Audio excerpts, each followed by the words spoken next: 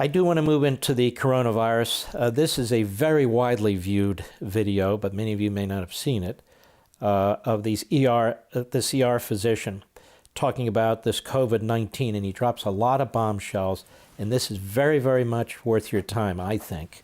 Let's take a look. Cut 4. Go.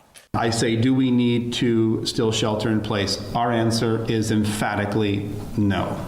Do we need businesses to be shut down? Emphatically no. Do we need to test them and get them back to work? Yes, we do. The White House Coronavirus Task Force expert, Dr. Anthony Fauci, says otherwise. With you know what's interesting about Fauci hasn't seen a patient in a long, long time.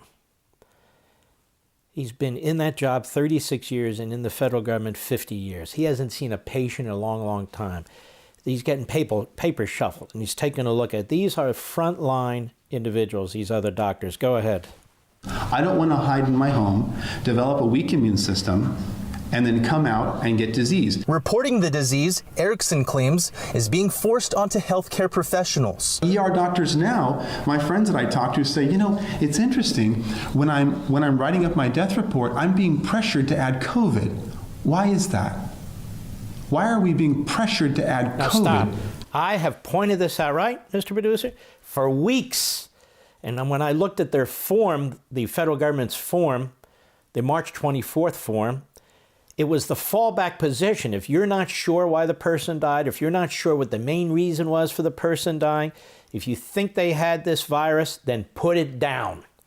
And I've been objecting to this day in and day out, and NPR and ProPublica and all the rest of the left-wing kook operations have attacked me for this. It's not just that they were way off on their models, bad data on the fatality rate, which was much, much lower, which we pointed out 6 weeks ago with the help of Dr. Ioannidis and Dr. Katz, among others.